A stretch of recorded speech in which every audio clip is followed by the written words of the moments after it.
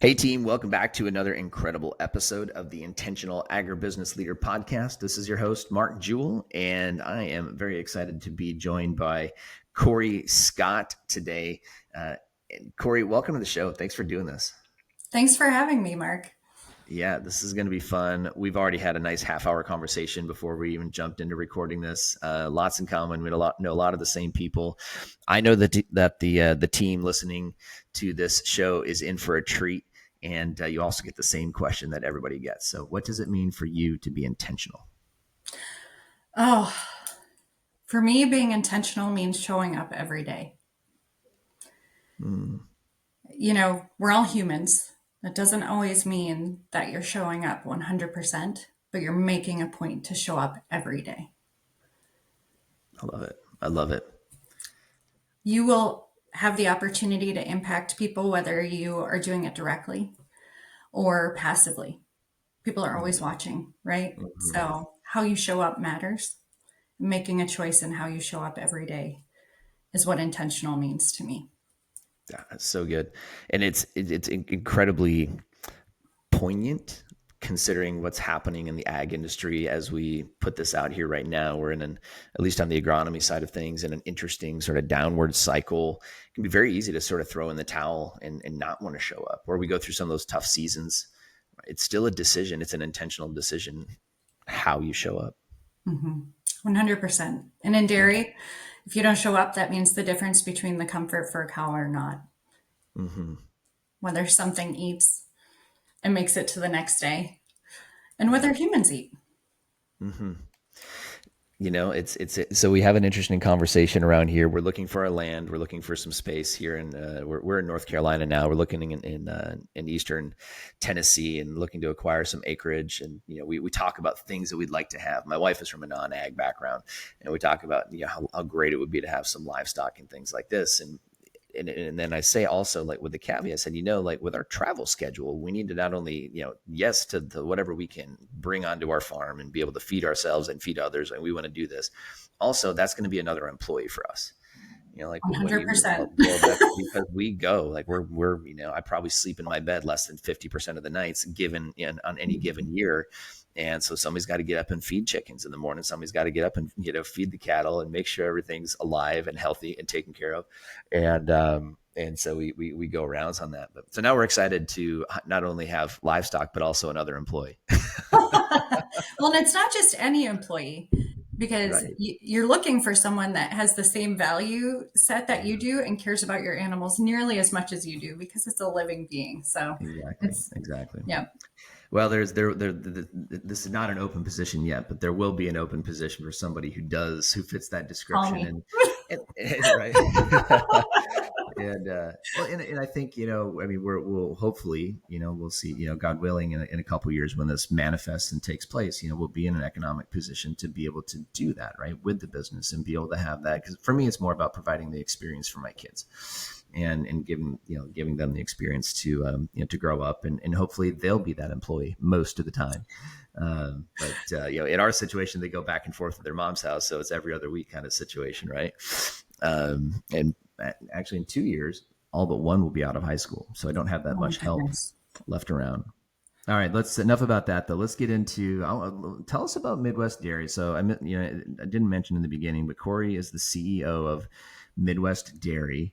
I believe you're the first checkoff CEO that I've had on the show, and so I'm excited to get into what that means for those that don't know, but also what it looks like running an organization of 55 people across the Midwest. And I didn't realize how many that you had on your team before we got on here this morning. So tell us about Midwest Dairy. Well, checkoff is a different beast. You kind of alluded to that. Mhm. I worked for a dairy processor for a number of years before coming into this role, so I had a lot to learn as well. Technically, the checkoff organizations are nonprofits. Checkoff dates back into the late 1980s, where farmers across the nation and different commodity groups essentially came together and made a commitment to fund marketing, pre-competitive marketing for their respective commodities. So, in the case of dairy, what that means is there's essentially an automatic assessment on every hundredweight of milk that's produced.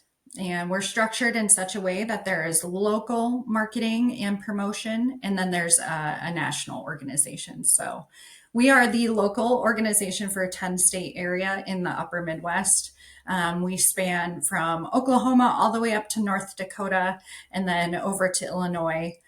With the exception of Wisconsin, our friends in Wisconsin have their own Wisconsin Dairy checkoff program, but Midwest Dairy covers the rest of that footprint.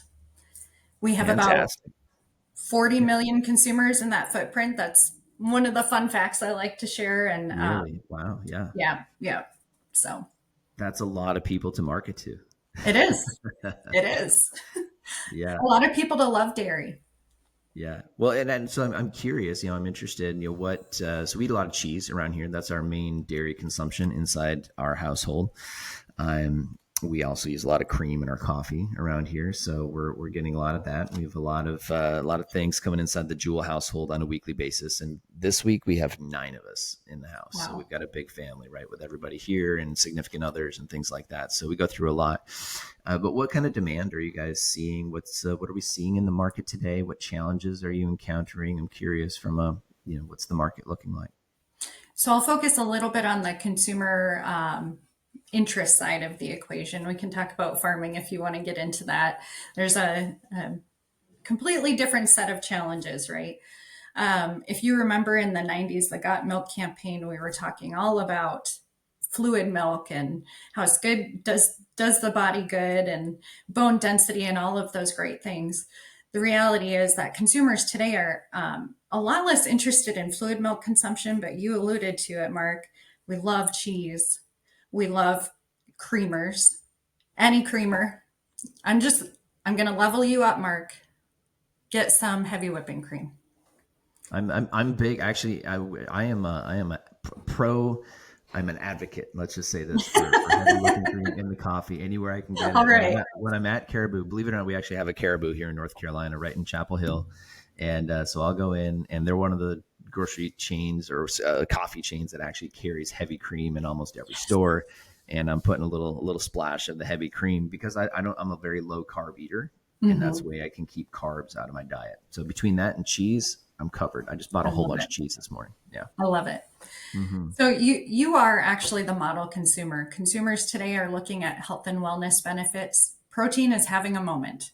If you look at your cereals are really an indulgence item. If we're being real about it, it's not necessarily a nutritional start to our day as we thought historically. But if you look at the cereal aisle, you're going to see high protein cereal everywhere. You're going to see high protein creamers. You're going to see high protein anything you can dream of because protein's having a moment. So that's a really, really great thing from the dairy perspective. We are a nutritious product with significant protein content. So you're seeing more of the innovative inclusion of dairy into other finished goods versus the fluid milk like you saw in the 90s. So that Right. means we're looking a little different in how we're getting into the consumer marketplace.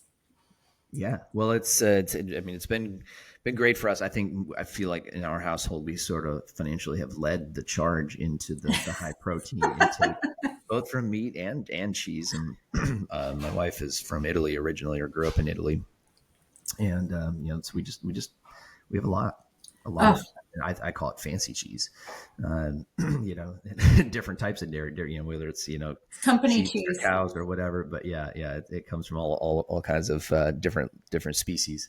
But it's something that I noticed, and this is what got me really interested in a higher protein, lower carb diet. What is it, 15 years ago or so, my oldest daughter was diagnosed with type 1 diabetes.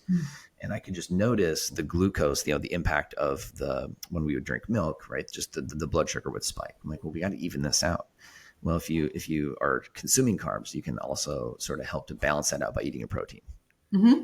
And so, you put the two of these things together, and it makes a little bit better of an impact. But we just started eating a lot of our dairy, a lot of our protein would come that way because you can only eat so much meat, and in today's prices, you can only afford so much of it. That is a reality for everybody at this point. You Hmm. know, thinking about your daughter's diabetes, we did a study not too long ago looking forward at consumer trends. And are you familiar with the Aura rings? Yeah. Yep. Yep. So Yep. Aura rings, your personal health diagnostics are becoming very popular, but the next iteration of that is glucose monitors for Hmm. everyday people. Hmm. Yep. It's the world is changing very rapidly. Yeah, it's really important because I mean we've got 2/3 of the world right now that's sitting here in a pre-diabetic stage Mhm. or diabetic, type 2 diabetic, right? And we didn't, this wasn't necessarily a lifestyle situation when she was 2 years old, but but it did give us a purview into that world very early on. And this is something I don't even, for the most part, she handles this on her own now. She's about to graduate high school. She is fully adult and handles it and does a great job with it. But when she was 23 pounds at 2 years old, and we Yes. had to watch everything that went in her mouth and exactly how much insulin, and then you really started to It's a pay attention. necessity. I just paid attention. I said, "Well, wow! Like if this is impacting her blood sugar this way," and I'm talking about everything that she ate, whether it was protein, peanut butter, cheese, rice, etc. Because we were watching it every day, it was like a little bit of a lab experiment inside of our house, right? And so I start to notice like, well, or I start to think about and make the connection, if that's happening in her body, that's the reaction because of the delayed impact of giving insulin after she eats or just before she eats. It's not as Mhm. fast as what we do naturally if you have an actively functioning pancreas. And but that's still happening. The glucose impact is still happening inside my body, Mhm. right? And that's when I doubled down on protein. I love it. Hmm. Thanks for leading the charge. You're ahead of the curve. Yeah. So now I'm like, I can't believe people are just getting this, but they are, and thank God they are. Thank God they are. You So mean it's a fad? yeah, no, there's no. This will be a lifetime commitment on our end. You've got to sign us up. You can put us on your next cheese package if you want We'll to. get your Um, testimonial. Yeah. So, okay, well, let's talk about running a checkoff as an organization because that's, I think, got to be a kind of a unique experience. So, a lot of times we're talking to business leaders or startups or regenerative ag or seed companies or whatever, Mhm. and trucking companies. We've had all kinds of companies on this podcast. Now we're talking about an association that's out there to represent farmers in the market. Mhm. So, what is that like? It's interesting. You mentioned a number of businesses that I've been in. So I worked for a dairy processor who also had a significant agronomy company that I was part of for a number of years, and a feed company that I was part of for a number of years. And consistently across all of those businesses, you're regularly looking at your cost of goods sold, right? You're Mm-hmm. looking at what does it cost to do business? What are your material costs on the finished good, for example? When you're in an association, based on the act and order, your funds are, I don't want to say guaranteed, but they're guaranteed to a certain point because it is an assessment that's automatically applied to every unit of that commodity sold. So what that means is what I'm looking at is I have revenue coming in each year, and it is our responsibility to be the best steward of that dollar. Mm-hmm. We have to spend it.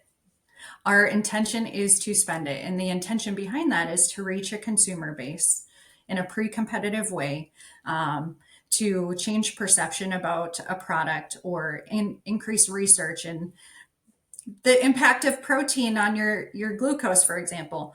Um, that is our commitment. And so, how we're looking at that is how do we do that most efficiently, most impactfully? And so, you're looking at it from a different lens. It's less of the cost of goods sold and more of how can we be the best steward of this dollar? Are we reaching the greatest audience? Is our message impactful? So, it's much more like a marketing agency. Yeah, that makes sense to me. And I'm sort of making an assumption here. I want you to validate or invalidate this for me. Would be great. I find dairy farmers to have to be very passionate about what they do. Otherwise, they wouldn't do it because there's a lot easier ways to make money. Amen. So what I'm imagining is they also have a fair number of opinions about how you do what you do. So from a leadership perspective, how do you deal with I mean, so first of all, validate. I'm assuming that let me know if I'm making that up, but I'm assuming there's a fair amount of pressure for how you guys do what you do. So yes or no on that, and then how do you handle it if so? 100%. The value system of each dairy operation is unique, right? What they value at the end of the day, both personally and from a business perspective, can be very dynamic and varied across all organization types, farm sizes, ownership structures, etc.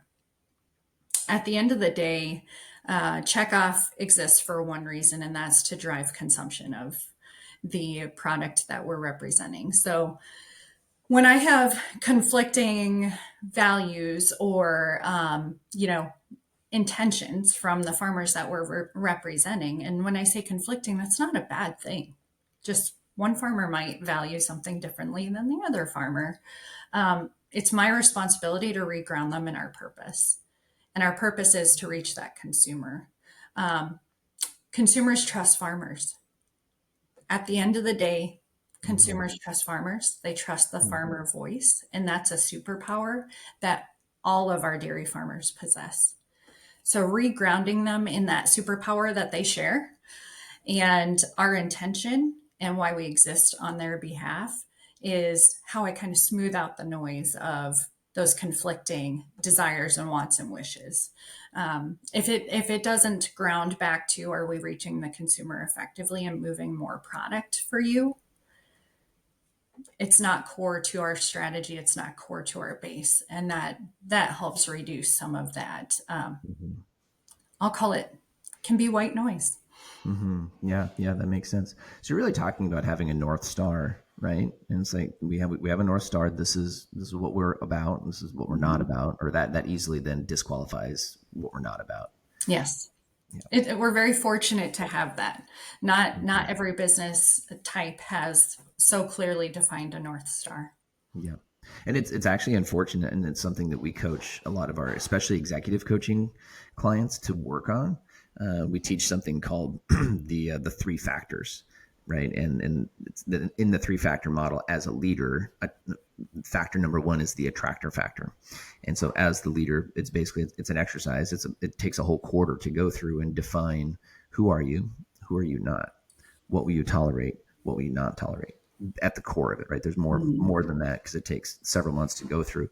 But when they come out of that, right, they're more empowered and they're able to actually say like, hey, this is who I am, this is who I'm not, this is what we will tolerate, this is what we won't tolerate, and we're willing to lose people over it.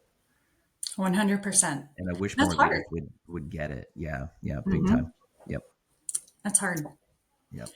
In the ag industry, sometimes we use the John Dutton example because a lot of people have watched Yellowstone and they get it. I'm like, so you either are on his team or you're not, and it's very clear what happens if you're not. Whose team So, are you on? Yeah, we're yeah, not we're not going to the railroad. no, nobody goes to the train station. That's not the training, but you get the picture. You get the picture. So it's good. Okay, so I mean, just talk about your team. So you're spread across states. So I'm assuming, a Mhm. fairly virtual organization. Do you have a headquarters where people come into frequently, or is everybody kind of work from home? Yeah. So it's the majority of our organization, two-thirds of it are virtual. We do have a headquarters in Minnesota here, and so some of our core functions are there, like accounting and IT, and some of our board governance functions.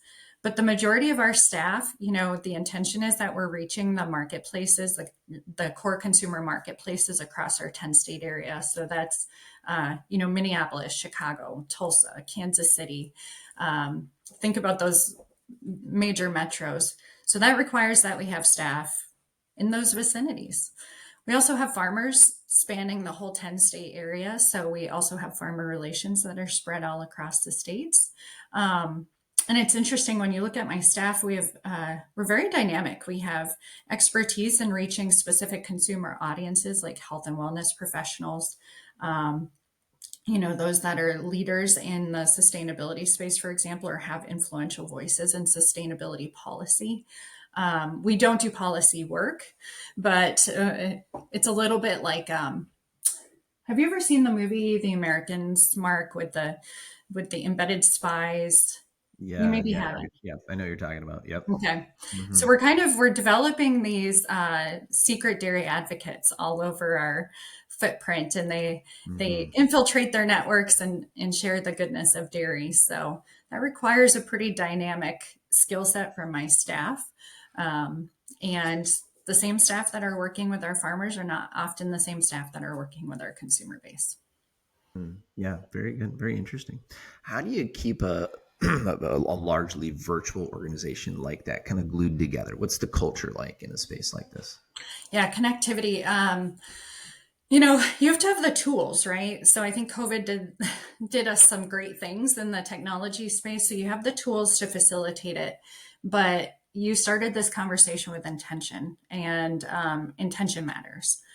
And so one of the things that Midwest Dairy did before I came in that we've carried forward that I think was very intentional and brought the organization eons ahead in a culture perspective is they embraced a strengths based language. So, Beautiful. Yeah. Clifton Strengths is a tool that we use. Yeah. And just not the tool itself. So, thinking about Clifton Strengths, you can set that aside. The tool itself doesn't necessarily matter, but what it led to was a common language and a common understanding of how each other operate, Hmm. and embracing the powerful things about each of us as individuals and how that interacts with the powerful things of others around us, and ensuring that we're aligning people, not necessarily putting them in a box, but acknowledging what they're good at and what they love, and trying to pair those up as frequently as possible. My staff will tell you all the time, I'm frequently saying, how do we set you up to be your best self, more than, you know, 50% of the time? How do we set you up to feel like you want to be your best self and that you are showing up as your best self? And sometimes that means looking at misalignments that have occurred historically and trying to realign them.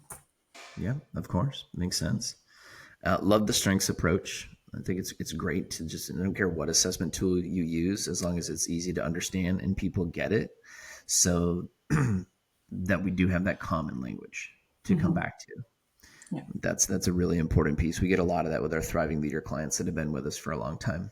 And when they have a new hire, and they'll send them to one of our public events. We do a couple of them every year.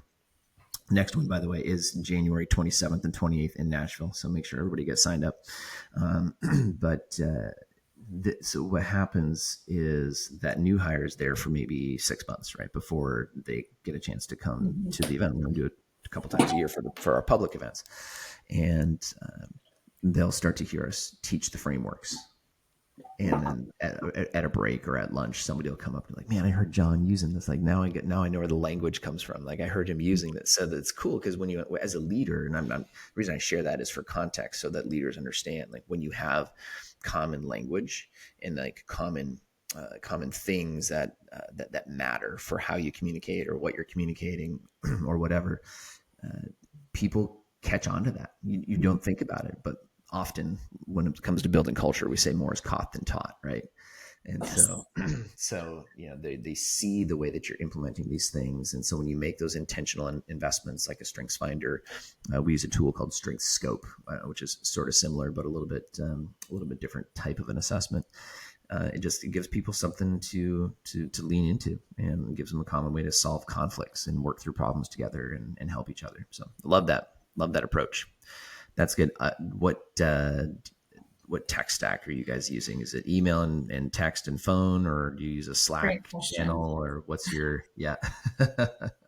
Um, I was surprised when I came into the organization how much was set up for an organization that's not really big. Um, Mhm. we use largely Microsoft tools. We're evolving a little bit. We just introduced a new HRMS system. So there are some things that didn't exist historically that intuitively felt like they should naturally be there that are helping immensely.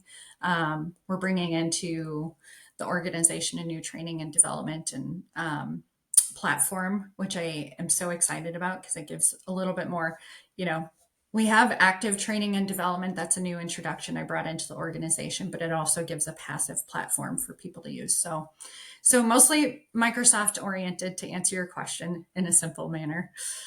That's great.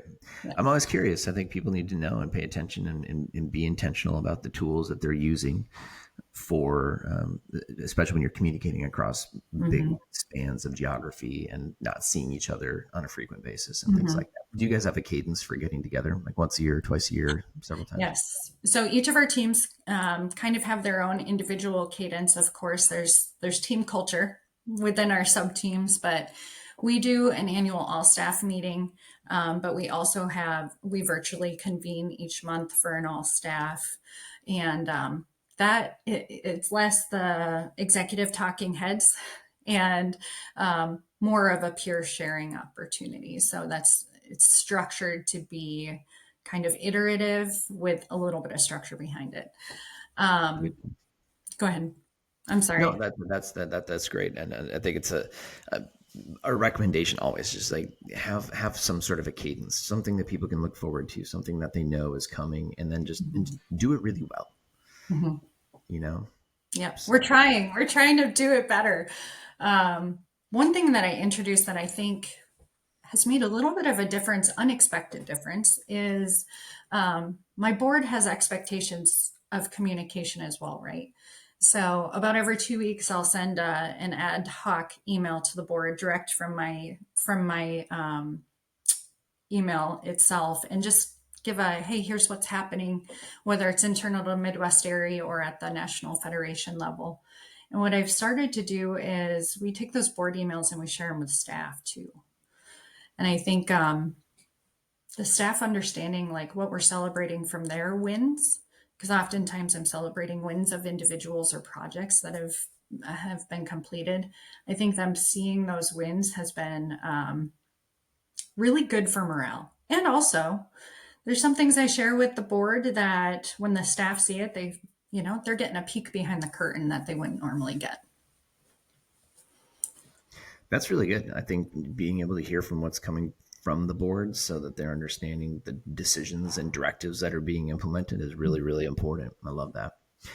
While we still have a few minutes, Corey, I want to give people a chance to look behind the scenes, learn a little bit more about you. What's over the course of your career, what's been one of the biggest challenges that you've had to overcome? Um, the challenges, I should have been more prepared for this question. I look at my career and I go, I've enjoyed a lot of it. So, Yeah. Well, um, it doesn't, challenge doesn't necessarily have to be, it doesn't have to be bad, right? Sometimes it's just no, like, hey, we just decided to build this and then it worked or something. So, actually, one of the biggest challenges that I've experienced in my career is when you're sitting in whether it's a peer position or a leadership position and you see individuals with uh, tons of mm-hmm, potential, right? But you want it more than them. mm-hmm. And So much. conversely, when you see someone with potential and you can unearth that potential for them and give them some level of awareness over it and help clear the pathway for them to realize that potential and see that success, those are the highs of my career as well. So it's a two-sided coin. The challenge is when I look around and I go, man, you're made for so much more and you don't want it. That just Mm-hmm. ugh, Yeah. that's hard. But then when you see someone that's made for so much more and you give them agency over that and you give them encouragement to lean into that and you see them grow into it, and sometimes it's outgrowing your own organization, that is so awesome. Mm-hmm. Yeah. Yeah. It's so good. Yeah, from the challenge side of that, right? We deal with that a lot because a lot of times that's people who get sent to our programs is like, unfortunately, sometimes it's a last ditch effort. They're like, hey, maybe you can fix them. I can't get it. Right. Sometimes we're I can't successful. unlock Sometimes that. I yeah, can't get in that door. can't get in there, and sometimes it works. Some of my favorite ones, honestly, are people who are late stage career. And it's like, they actually think about not investing in them because, um, they're going to retire in 5 years. They don't know if they're going to get their $5,000 investment back out of it. I'm like, give me that 63-year-old person who's going to retire in 2 or 3 or 4 years, because they get the biggest upside potential in the near term, right? If we can unlock just even Mhm. a little bit more potential off of that person, we can actually pay for a whole program on one person, to be honest with you. So, give me that sales guy who's looking at retirement, and maybe we can, help inspire, right? Or help him pass, or help her pass off something to the next generation that they otherwise would have been lost to institutional knowledge. Yeah, and So, their level of influence, I think, is oftentimes, you know, uh, we we don't think enough about that. People are watching them. They're mm, successful for a reason. I know in my mm, career I've been watching. So, yeah. yeah, and the enthusiasm and the way that they can influence as a result of that little punch is, Mhm. we just underestimate it. Yeah, and especially the nuance of of that outgoing generation at this point, that are at that stage of career. Man, if like you just watch how they communicate, watch how Mhm. intentional they are, watch how they will stay up and respond to every email, where your upcoming generation won't. Right? They'll get Mhm. to it on Monday, and so those are some of the biggest. That's one of those little nuances that I notice within this generation. And man, it's like it's such a it's just there's such a care, right, for the people that they're responding to, and so on and so forth. So, okay, what book, podcast, resource, like what, if you gotta take one with you on a road trip, what's going with? You know, for young leaders in my organization, I often recommend a book that was recommended to me over a decade ago. And when someone told me to read it, I thought, "Ugh, this book is so old. It's crusty. You got to be kidding me." But there's a lot to it. And it's all about basically political savviness and being grounded in your values and your roots and how you work within a corporate environment. And it's called Survival of the Savvy. Okay. I when you listen to that book, if you've been working for a number of years, there are scenarios that will run through your brain that map exactly to the book. Very good. So, survival of the savvy. Survival of the Savvy. Okay, I'm gonna add that into the Jericho platform. So one thing that we're doing now with the new program that we're launching called Jericho is it actually has a resource library. Right now, it's over 4,000 resources that Awesome. are companies who are using it, and that they get access to. We don't buy the books for them necessarily; they have to go buy the book, but we link up to those books on Amazon so they can get to them really easy. And so, based on the capability that someone may be going through, so let's just say it's early stage leadership inside of, or they want to be a leader inside of a company, we can recommend books like that on their pathway for development. And so, it puts together a curated, get this, a hyper personalized, curated list for each individual inside the company. So, instead of having just a library that they can Hmm. look through, they'll get a curated email that's specific to the capabilities they're developing every week. Oh, I love that. Yeah. I So love that. we're adding I'm that a book one. nerd too, though. So. Love it. Well, we've got a whole bunch of them. We've got a whole bunch of them linked up in the library, including my wife's book. I have to shout out on that one, which is called Drop the Armor. And yeah, there will be more to come as she's continuing to write. But I'll add it to anyway, my list. yeah, absolutely. So, Corey, this has been really cool. Thanks for being on. I appreciate the time. I appreciate getting to learn, talk a little bit about the dairy space. We talk a lot about agronomy and regenerative ag and all that stuff, which is also great on the show. But I've been making an intentional effort to do more outreach into the livestock arena lately. So, super, super grateful to have you on. Thanks for being here. Well, thanks for being brave and reaching into dairy today.